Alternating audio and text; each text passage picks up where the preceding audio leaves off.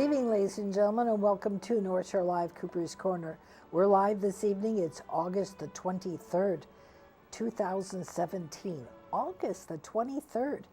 School, I think, starts very shortly, so normalcy will prevail in the households because the kids are going to be going back to school very shortly. Hope everybody has their crayons and paper and pencil and backpacks and whatever you need. Better do it now because it's going to be really a hectic first day. Anyway, hope all is well with you. The weather is lovely. And we are on part 2. When watching this program, I was so involved with what our guest was saying, Joe Giraldi, that it was really necessary to have a part 2. Since Joe completed 35 missions during World War II. He is a combat World War II veteran and not a tail gunner. You weren't a tail gunner. Both, the tail gunner and the ball turret, both. Both. And so we're going to continue Joe's quite heroic and very, very dynamic experiences being 18 years old and flying these missions. So without any further ado, let me please reintroduce to you my guest for this evening, Joe Giraldi, a World War II combat veteran, tail gunner, whatever. Tail gunner and ball turret. And ball turret, absolutely. And that thing used to go around, see? Okay. Anyway, and it's the 401st Bomb Group.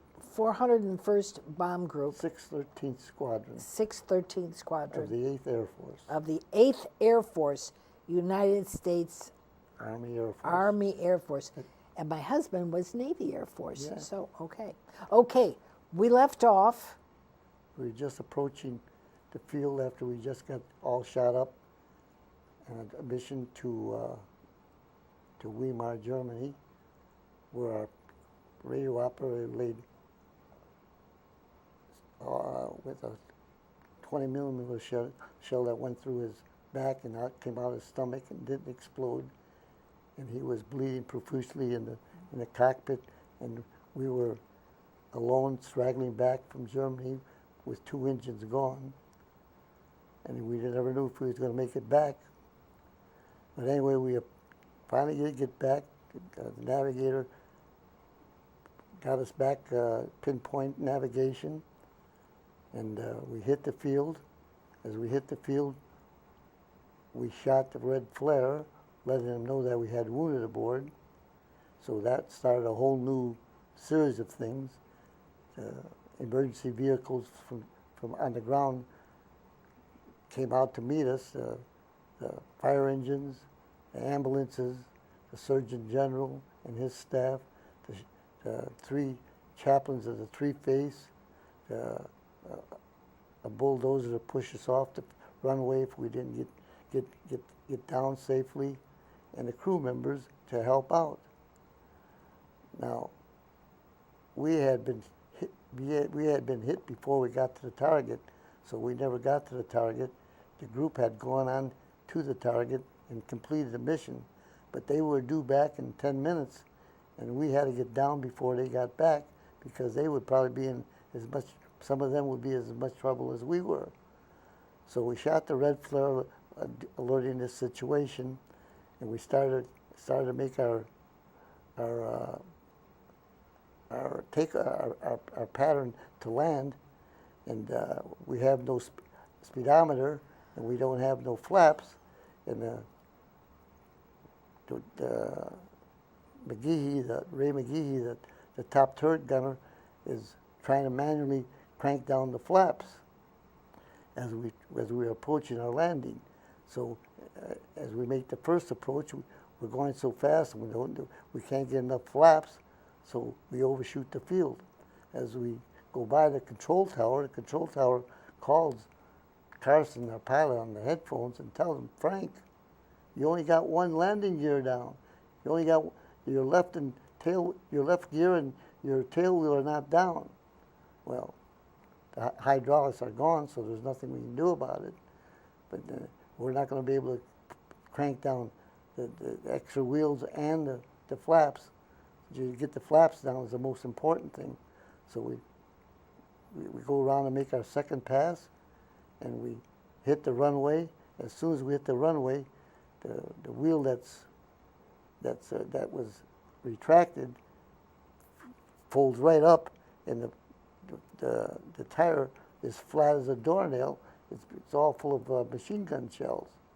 So we skid on our belly for a little bit and veer off to the left and go off the runway. And before you could even hear anything, the front door, the waist door opens, and here comes the medics with stretchers, and the fire department is spraying all the engines with foam. They come in, and the Surgeon General looks at Matthias and says we have to get him to the hospital. They take him out and put him in the hospital. He looks at me, at my arm. He looks at Harold Quist's legs that were ripped up with shrapnel, and he says that they're minor injuries. Let me just manage them right here, and you come to the hospital after briefing. So we go to briefing. Bill Bucher, the bombardier, claims ME-109 shot down. Ray McGee, the top turret gunner, claims that he knows he shot down two, and he thinks he got down another one. I put in a claim for one that I shot down, and one that I think I shot down. Now, they're all probables until they're confirmed by another crew. So we know we should have at least four for sure, but we don't till somebody from another crew verifies. We'll never know. So briefing, they tell us tomorrow morning at 10 o'clock, you guys get your khakis on, your A2 jackets, and come to the Homesick Angels heart stand. That's the plane we flew that day, and the publicity department's going to take pictures of you guys at all your stations, and that's going to go into the 401st history. And the 401st history's got 2 pages of this mission. So the next morning we go and we take our pictures. Right after our pictures, we load our B-4 bags, and they ship us off to a rest home for 7 days. The rest home is in Leicester, nearby Tugby. The officers go to one rest home, and the enlisted men go to another rest home. The rest home is run by 4 Red Cross women who keep us busy all day long. We're in civilian clothes. We're sleeping in big beds, big king-size beds. There's 3 of us to a room, and the girls keep us busy with all kinds of activities: softball, football, basketball, volley, archery, everything imaginable you could play there. And in the evenings we played card games, all kinds of card games. Every other night we saw a movie. You could come down to breakfast whenever you felt like it. You could have dinner or lunch whenever you felt like it. But at supper time at 6:30, you had to come down, and we ate as a group. So we got there on August 25th. On August 29th, I'll remember this day till I die. They told us that we would be going to the cemetery because Bill Matthias, our radio operator, had died. He'd stayed alive for 3 days in the hospital, but he didn't make it, and he was going to be buried at Cambridgeshire. So we caught the train, and met our officers, and we marched to the cemetery. There was about 1,000 guys. They separated us in platoons, marched us into the cemetery, And we stood there at ease while they were calling names. And when they called the name that you were there to represent, you came to attention, took a step forward, came to attention, saluted. And that's all that we ever did for Bill Mathias. And it haunted me for the rest of my life until one day early in 2006 when I got a phone call from a stranger, and he says, Mr. Giraldi, I got your name and number from 401st Bond Group Historical Society. Do you remember Bill Mathias? I said, yeah, it was my radio operator. He says, can you tell me the circumstances where he died? He says, I said, certainly. I says, as a matter of fact, I got a diary that I printed up that I can send you a copy of. He says, oh, I'd love it if you send me a copy. So I told him what happened. I sent him the copy. About a week later, I get another call from a young lady, and she says, I'm Bill Mathias's niece, and I'm living with Bill Mathias's sister here in California. We were reading your diary, and we just wanted to get more information that if there's any available from you. So his sister gets on the phone, and she did not even know what day he died, what day he got injured, what mission he was on, what happened and where we were going, that he laid alive in the radio room for 4 hours till we landed, and that a shell that went through him was unexploded, and that he lived for 3 days in a base hospital before he died. And when that woman cried and I told her a story, it seemed that my whole mind was relieved, and I felt better after that. It always bothered me that I never went and visited Bill and his family, because I went to New York several times, and I could have just rushed over to Rochester and talked to his mother and father and made them feel better. But anyway, we are at the rest home till September 1st, and then we come back to the base. So the day we go back to our Quonset hut. We're staying with another crew, but the crew is off on a mission that day. So when they come back, they come into the door, they all dirtied up and forlorn looks on their eyes and glassy-eyed, and telling us stories about how terrific the flak was and how terrible it was, that they had major battle damage on their ship. And the worst of all, they didn't hit the target. So they knew they knew that we were going to have to go back. So September 4th, we were put back on flying status. So on September 5th, we were not listed to fly, but our crew that was living with us was listed to fly, and they were going back to Ludwigshafen. And so when they came back that night in the room, the same thing, all beat up, but at least they did get Hit some the bombs target. into the target Right. area.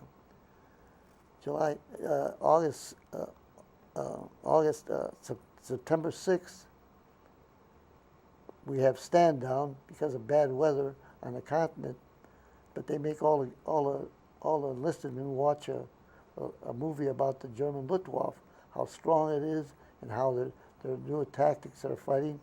Now, I hadn't flown since August 24th, and I was not too anxious to see anything like that. It didn't do much for my morale. So September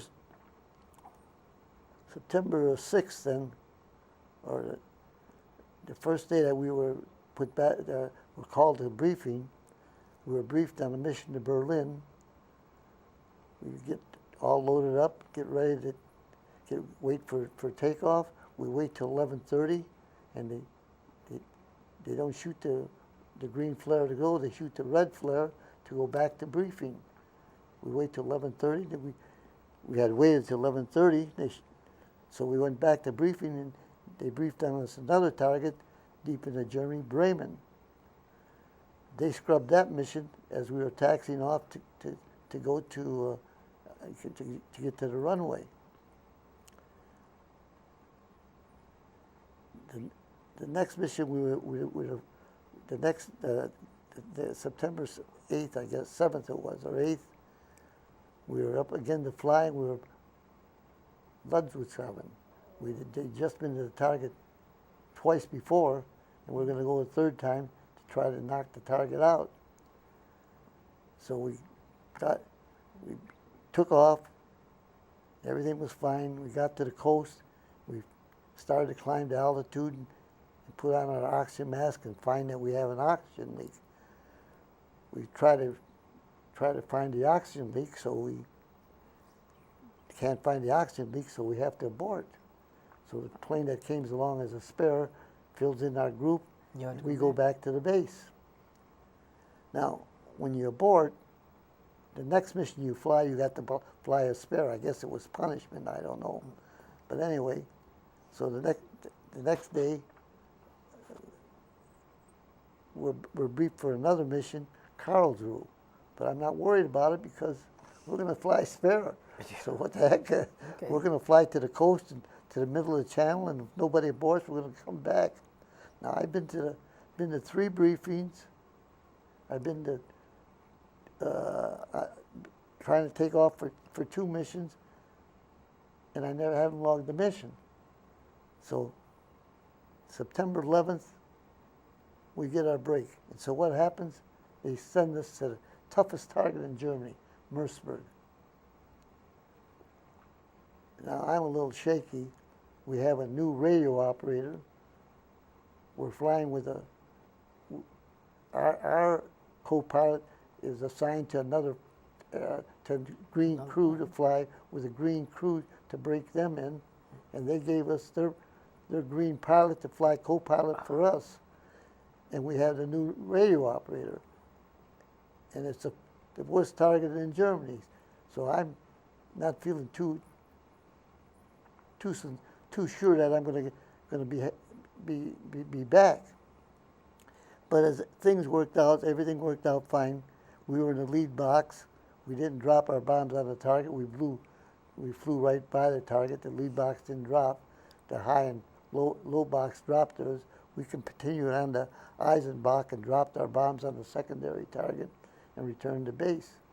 And it wasn't so bad. I mean, I finally felt back in the groove again. Now, we didn't get the weather. We got a 3-day pass, and when we come back to base after a 3-day pass, the weather was atrocious over the continent, so we were not able to fly until September 11th. And September 11th, when we went into briefing, they said, this mission will probably shorten the war. General Montgomery has made a plan to shorten the war by capturing 3 bridges and then holding them and then sending a force to go into Germany. The object of Market Square, that was the object of Market Square. And a movie, A Bridge Too Far, was made about that. But anyway, we're given 250 pound fragmentation bombs because we were going to bomb a forest that was right outside of Groesbeck, the launching point of the assault. In the forest was a Panzer division that was on leave from the front, and they didn't want them to be alerted when they started the offense. We, as we going to the target, we see C-47 after C-47 coming back. I mean, it was the largest airborne assault of the whole war. Sure. Yeah. So mission went fine, and we got back, and after that, got in the groove, and everything was going fine until about my 28th mission. About my 28th mission came on November 30th. By this time, the war had changed and Turned. turned toward the Allies, Yeah. and the German Luftwaffe was not as strong as it was, but they were defending factories with a lot of ack-ack because they didn't want them factories to be destroyed. So when we go to briefing, the target is Bohlen, Germany. It's a suburb of Merseburg in that dirty Leipzig area that has the most fortified area in Germany. They have over 400, 500 guns at a time there that can fire at you from any position. And Bohlen is right next to Merseburg. Merseburg would make the synthetic oil, and they would store it in Merseburg at their Bohlen. So it was a high priority target. We had the 250-pound incendiary bombs that cause fires. So at briefing, they told us that we were going to have an observer with us. He was a tech sergeant from Bomber Command, and he was going to observe how the air crews operated. And the route was, we were going to go enter Germany through Dijon, France, on the French-Belgian border. As we're flying over there, the British and Canadians are fighting the Germans there for an airfield that's ME-109 airfield, to take possession of it. And I have no idea that it's going to mean anything to me. So we continue on the target. We get to the IP. We start to turn to make our bomb run. We catch a flak in the number 2 engine and had to feather it. Have to get out of the formation. So we're straggling along the formation to get to the rallying point. We take another hit in the number 4 engine, and now we have to definitely get away from the formation. We couldn't keep up with them anyway, so they're gone, and we're straggling deep in southern Germany all alone, and we're losing altitude. So Carson calls back to the back, throw out everything you can. I'm losing too much altitude, we'll never get back. Yeah, throw it out. So the observer stands next on the other side of the of the tail wheel, and the waist gunner and the radio operator get in line to take stuff out of the tail to throw out of the bomb bays. I hand them the first 50 caliber gun, the second 50 caliber gun, Wow. the two boxes of ammunition. I have the right side of the fuselage lined with the flak jacket. I hand them one flak jacket. I take the right set off to give them the second flak jacket. I have the third flak jacket laid underneath the floor. Give them the third flak jacket. All right. And the guy's saying, "Where the hell are you getting all these Oh, flak jackets at?" yeah. And I said, "I got one more." Oh. So I have the next one and throw out that stuff and all the equipment and waste. And we finally maintained altitude. So we're getting close to the French coast to hit the channel, and Frank Carson calls back. We had hit heavy headwinds on the way to the target, so we had used up a lot of extra fluid. So Frank calls back and says, "Guys, I don't think we're going to make back at the base, and I don't want to ditch in the channel No. in the middle of November. Oh, too cold. It'd be too cold, and the water is frigid." Freezing, yeah. He calls to the radio operator, "Leo, call Bomber Command and see if there's a field on the coast that we can land on."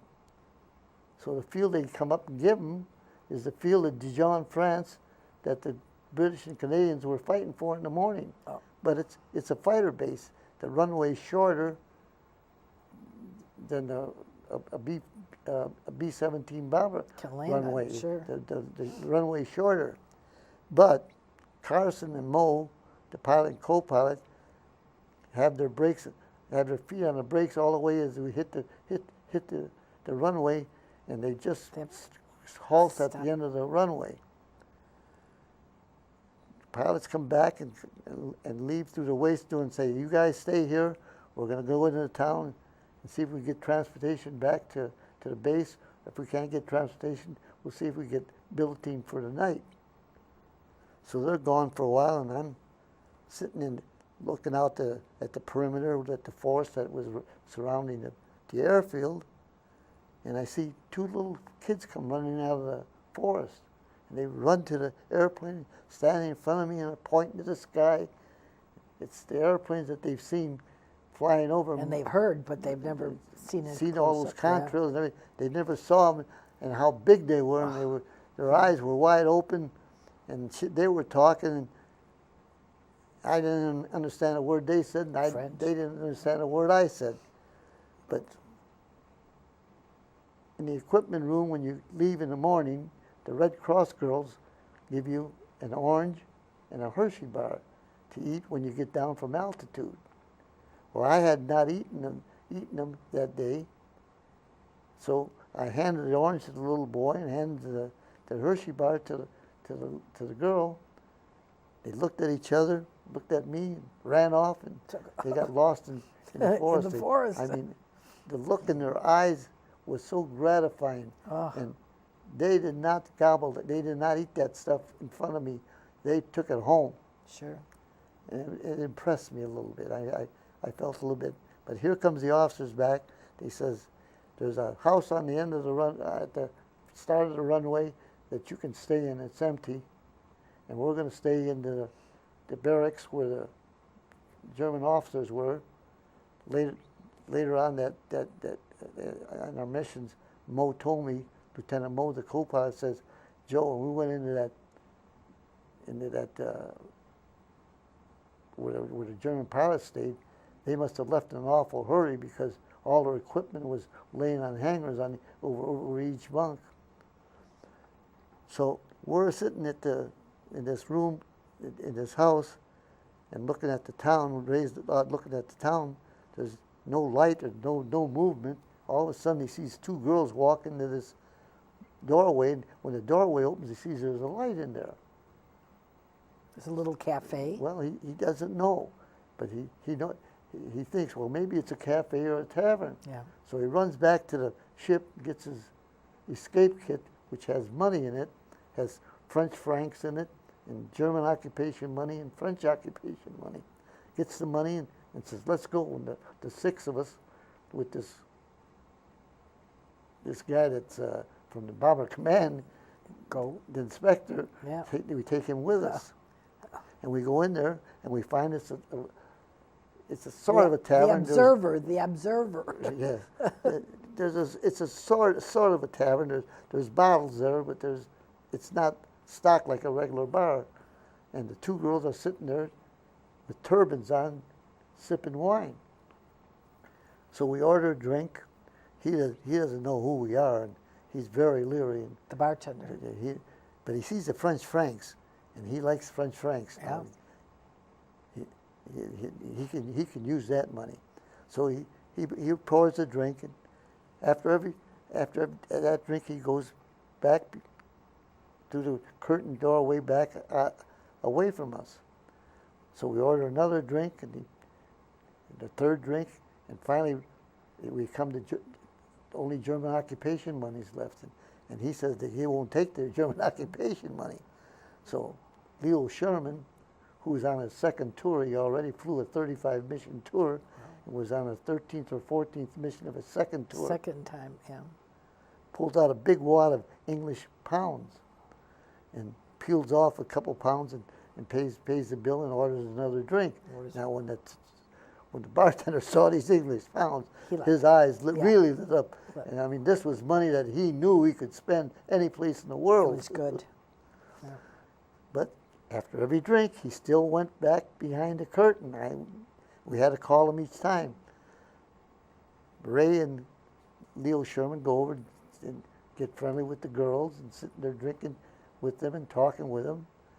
All of a sudden, the front door opens up. Two guys come running in with Sten guns and stick them in our face. Two guys come out of from the curtained area from behind the bar with Sten guns, and there's a guy at the right window and a guy at the left window, and the guy is sticking the gun in my face and saying, "Who are you? Where did you come from? What are you doing here?" in broken English. And we're to tell him we're air crewmen. We just landed. We're just. But you didn't say Americans. Americans. Didn't. All he wanted to know is what we were doing there, because we were talking with these French girls there, because right behind the guys with the Sten gun came two guys and grabbed those two girls by their shirt collar, by their coat collars, and dragged them out. When they dragged them off the chairs, their turbans fell off and they were shaved clean. They were collaborators. And we were talking with them, so now they don't know who the hell we are or what the hell we are. Collaborators with the Germans against the Allies. Right. Maybe our viewers don't know what that means. So, okay. Well, anyway, we keep telling them who we are and keep telling them who they are. They don't want to hear it. They want to kill us. They want to drag us out and hang us. And then another guy comes in and whispers into this leader that's got his Sten gun stuck in my face, and he says, "Oh, you guys you landed just here. You are Air Force men." And he says, "That's good. Let me buy you a drink." I said, "No, we're not thirsty. We're ready to leave. We had enough to drink." Yeah. But that was the last real rough mission I had till my... What number was that? 28? That was number 28. Okay. How many more you've got to go? Well, I have 7 more to go. Okay. But the weather is getting very bad over the continent. The days that we can fly are very few and far between. The Allies are into Germany now, and they're fighting who's to get to Berlin first. French to English, the Americans or the Russians. The Russians, yeah. And we still have targets that we can get to, but the weather's so bad that we can't fly. And what time of year was this? This is in December. December. So December 26th. Day after Christmas. Von Rundstedt, the German general, starts an offensive to capture Antwerp and split the Allied lines. So they're just bulldozing back into Belgium. They're trying to catch Antwerp, but they're at stalemate at the town of Bastogne. Bastogne. Now this is what they call the Battle of the Bulge. Yeah, Bastogne. The center of the line bulged out, and the other. It was winter, and the American forces were just waiting till spring to come to start the offensive and finish off the war. Yeah. And Hitler made his last desperate chance. And the weather was so bad that the Air Force could not get out to help them.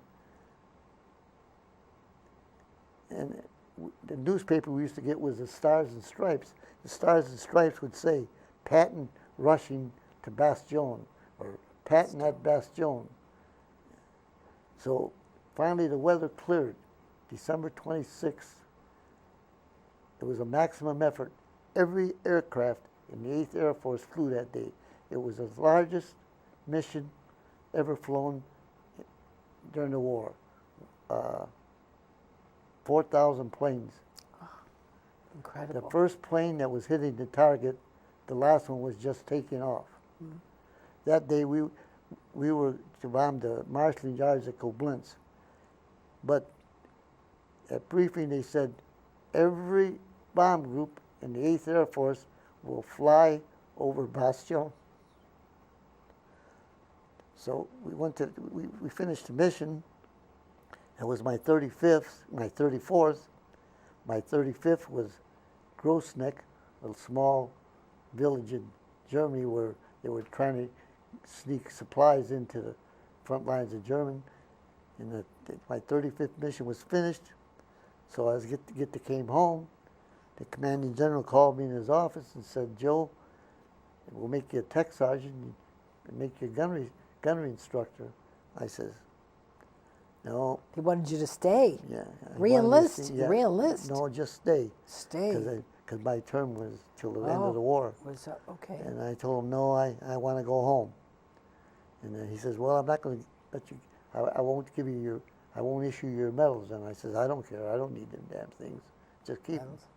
So I got my gear all packed up, went to Charlie, England, caught the New Amsterdam, landed in New York, went to Fort Kilmer, New Jersey, was sent on furlough to go back home, and when sent go back home and after for a 10-day leave, after a 10-day leave, I was sent to Miami, Florida for rest and recuperation for 30 days. R&R, okay. Yeah.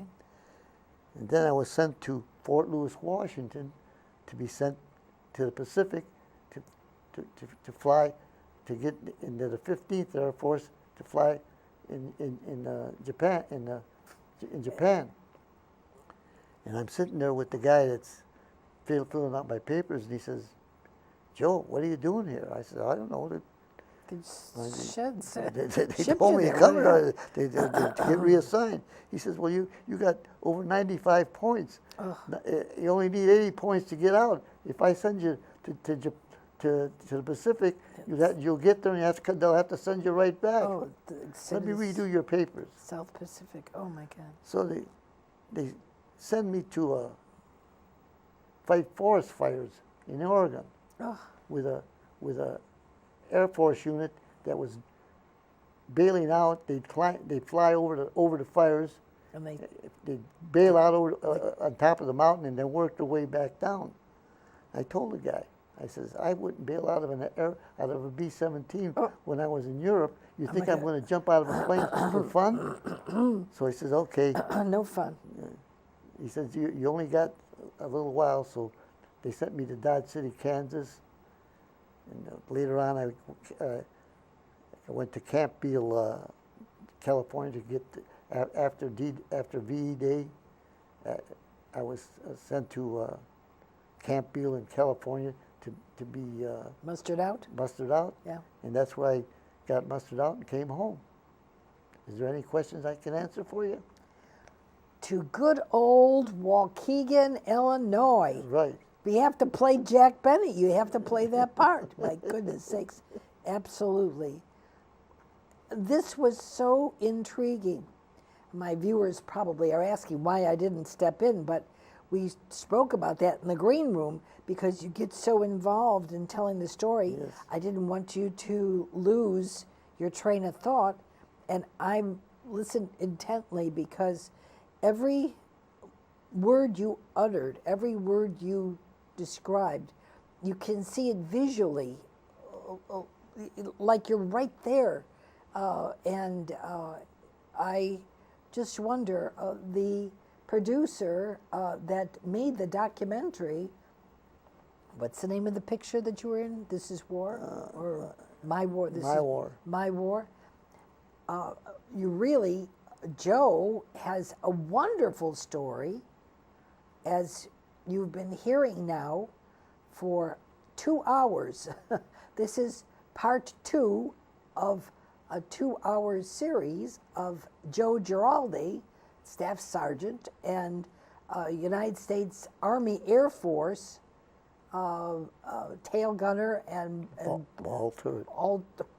Ball turret gunner. You can just say, and this would have been a magnificent picture. We don't have Van Johnson in here, but you can put anybody you want in this. This just outstanding. I'm going to hold up 2 pictures, and I'm sure we'll be able to get it in here. First, this is a picture of Joe. Handsome looking brute. 18 really. years old. You were really handsome. How old were you? 18? 18. 18 years old.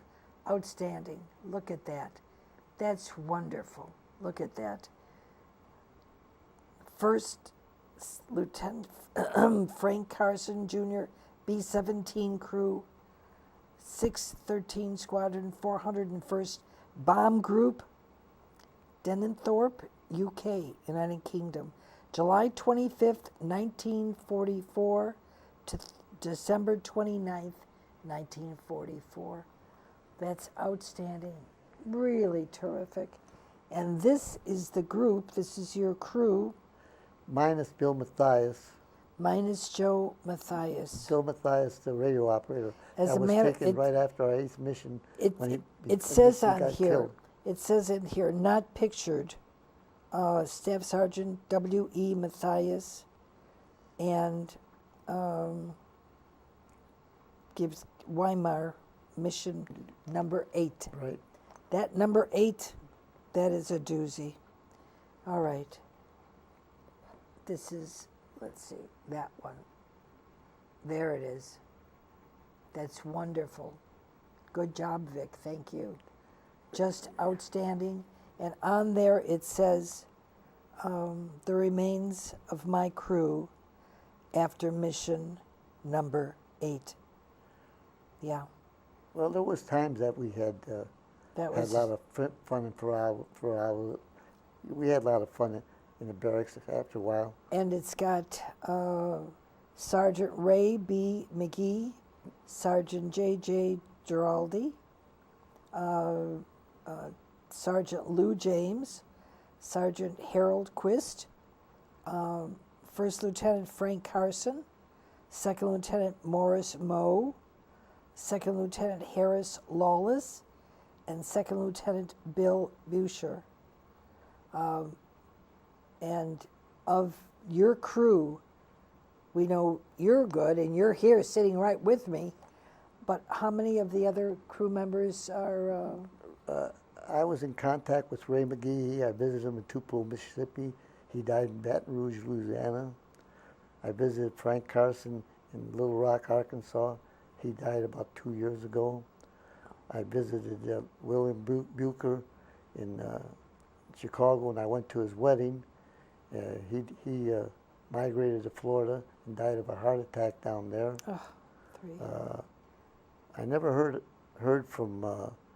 Harold? I kept in touch with Harold Quist through mail, and I think he's still alive. I got a Christmas card from him last year. I have to wait if I get another Christmas card to find out if he's still alive. And Lou James, you don't know? Lou James, I went to visit him at Flint, Michigan, and he died. Oh. And I never heard from Harris Lawless. I never heard from him at all. Oh my. In that picture, Harris. the reason I flew the ball turret is because our ball turret gunner, Bill Lee, who was from Anaway, Michigan, got hurt on our 6th mission, broke his ankle, and he was in a hospital. I was always, I was tail gunner in ball turret, so I had to fly 7 or 8 missions in the ball turret. Incredible. But there's some times that we had a lot of fun in the barracks. Life was not always dim and as desolate as I painted it. There was a staff sergeant by the name of Jack Mayer. He was a psychiatry student at Tennessee University, and he had enlisted in the Air Force. He was a radio operator, and he and I got along very well. He come to visit us all the time, and he would always say, "I can hypnotize anybody. Anybody who wants to take a shot with me, I'll hypnotize." Now, just one day, him and his buddy Joe LaGrassa, who I see all the time when I go to 401st reunions, Yep. come to the barracks that night. And Otto Schlegel, the radio operator of the other crew, says, "You can't hypnotize me. There's no way that my mind will let you do that." And? And Jack said, "Well, sit down. We'll try." Oh. Okay. He sits down and he says, "Yeah, you can't do it." He's talking. He says, and Jack is talking to him Quiet. into a real quiet Yeah. voice, quiet voice, Nice. quiet voice. Now, Otto Schlegel don't smoke. So Jack takes a pipe and puts it in front of him. He says, "I don't smoke." And All of a sudden, Schlegel's eyes flutter back and forth. Asleep he is. Now everybody's watching her. Yeah. I mean, they're astounded. I mean, they don't know what to say. They don't make no noise. So Jack says, Schlegel, when I snap my finger, I want you to pick up that pipe and start smoking. Oh my goodness. Snaps his finger. Schlegel shrugs his shoulders, wakes up, looks at everybody, Picks up. picks up the pipe, starts smoking, and Oh. everybody roars in laughter. Oh, my Now he finally realized that the guy did. He did. He throws the pipe out of his mouth He did. and starts chasing Jack around the barracks. So Jack's, I mean, everybody quiets down, gets Schlegel quieted down, and Jack says, I can hypnotize anybody, and anybody else want to try? Lou James, one of my gunners, Yeah. my roommate says, Jack, I don't think you can be, I'm a college graduate, and I know what you're trying to do. You can't do it to me. And he says, okay, so come over and sit down here, Lou. They start talking, rhythmic talking. The room is just, you could hear a pin drop. Sure. And all of a sudden, Lou James, his head's nodding. All of a sudden, his head goes down, and Jack says to him, Lou, you're sitting in your rocker in your house in Flint, Michigan. You're rocking back and forth, and your kids are playing with you. And He's rocking, really. He did. rocking with him. And all of a sudden, Jack says, when I snap my finger, you wake up. There's a broom in the corner. I want you to pick up that broom and start sweeping the floor in this barracks. Oh, Snaps his finger. James gets awake, looks around, gets up, walks to the corner, picks up the broom and starts sweeping. And the place, they must have broke out in laughter. It was hilarious. Oh, let's see.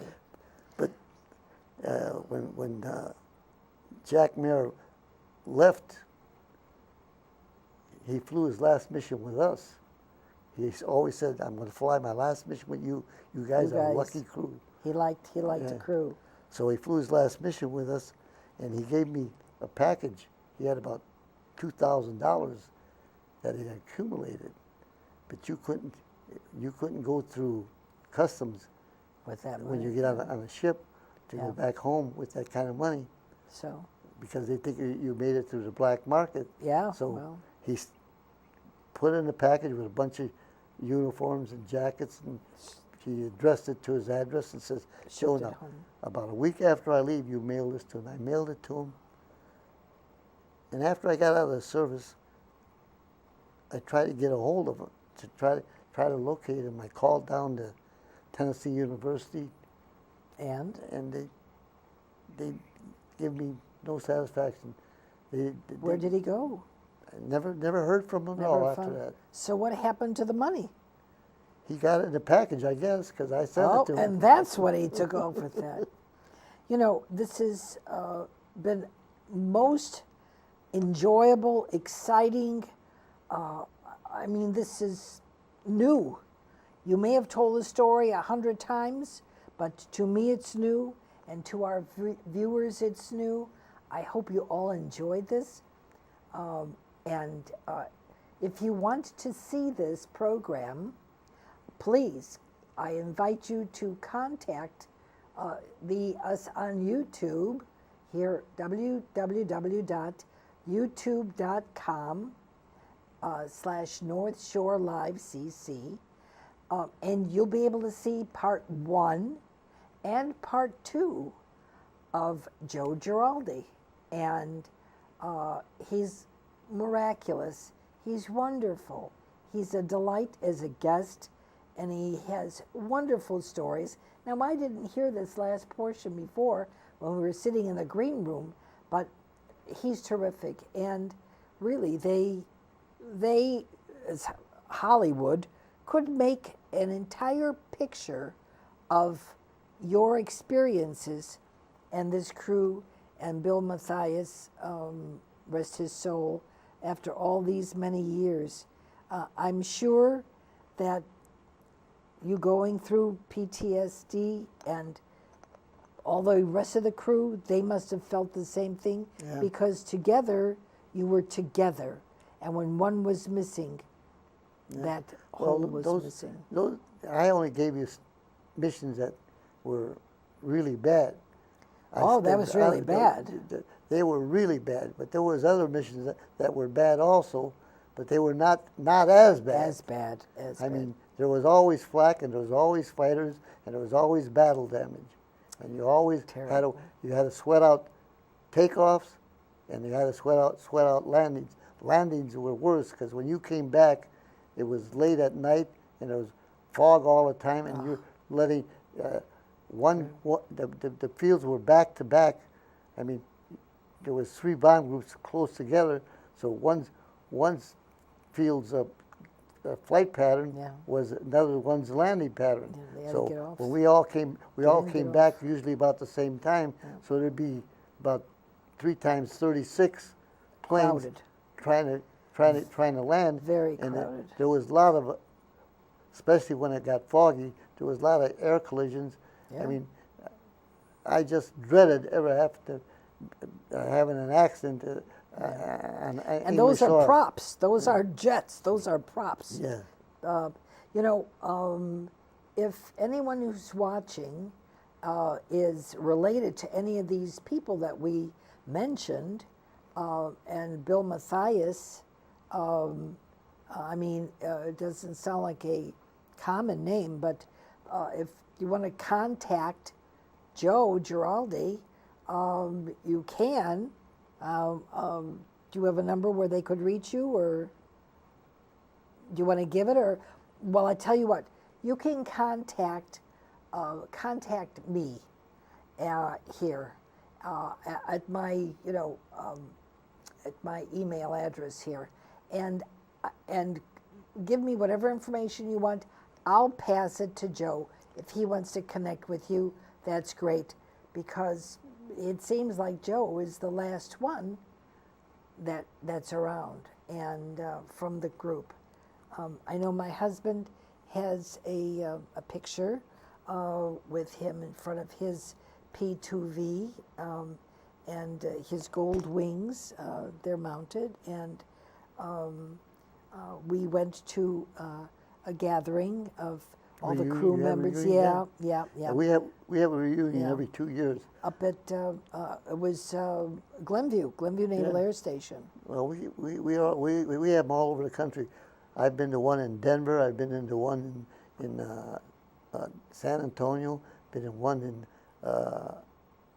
at Disney World in Florida, Charlotte, Savannah, Georgia, Little Rock, Arkansas. Well, if you want to contact Joe, I mean, maybe you could add something more to his stories. I don't know, but they're so vivid and so wonderful. And when you mentioned about the Battle of the Bulge, I saw that picture with where they were all dug in the snow. Yeah. They were all wearing white, camo, and they were dug in the snow. It was so cold, and Van Johnson was playing the part. And Can you imagine being in Europe and you think that the Germans are beat and they start an offensive and they came out.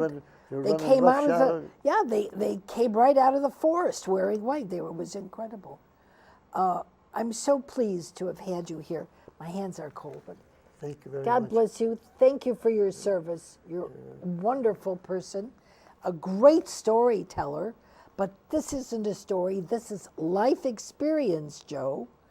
And for someone who didn't know who Jack Benny was, this is wonderful. This is really, really wonderful. I hope that others that you meet with can appreciate what you've gone through. When you meet up at Great Lakes. My father-in-law, who I never met, he passed away before my husband and I were married 5 years, so I never met him. But he went out. He was out of Great Lakes. He was a sailor. So, his brothers, there were two other brothers, three brothers, and they were sailors. They were military, and that was the time that of the that influenza, or I think my husband mentioned that his uncle got malaria, and after getting the malaria, they shipped him back home, and he was really sick, never able to shake it really.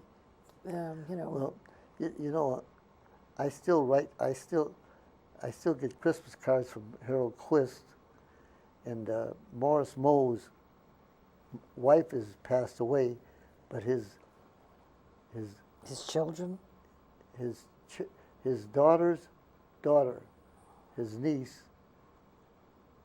his granddaughter, went back to Deanthorpe and visited the base, and she took a bunch of pictures of the deteriorating building. Sure. And she sent me a handful of the deteriorating control tower. Oh. And she took a picture on the long runway. It was about, and she took the picture of the pub in Deanthorpe, and the countryside, how it had, and how all the buildings are there, but they're all dilapidated. Sure. But she sent me about 14 pictures, and we're talking 72, 73 years ago. yeah. I mean, airfields, the weeds overgrew, or between the asphalt or whatever, Well, and everybody says that the Air Force had it easy because they never had to be in cold weather and damp and dirty things. But let me just tell you, when you got back to the base, there was always a chance of a V2 or V1 coming over, rocket coming over, yeah. coming over and landing in your place. Yep. And takeoff and landings, every takeoff and landing was an experience. What I failed to tell you about in that Groesbeck mission is the takeoff was delayed about 2 or 3 minutes because some ship up in the 614 Squadron didn't get airborne. It was Rosie Sweatbox, and the pilot was on a second mission, and he didn't get airborne and crashed in the field in Colby right outside the base. And when we flew back, they had all the debris picked up and cleared away. That's terrible. Well, these pictures can never be retaken, not at this age grouping anyway. You should have, when you come back at any time, Joe, if you have any pictures recent of the, gathering together, please bring them. We want to thank Joe Giraldi for being such a wonderful guest, and thank you all for watching this program. I hope that you've learned something. I know it's been an experience for me. I've been flying in this chair along with Joe. So have a pleasant evening, a very safe week, and see you next week on North Shore Live, Cooper's Corner. God bless you.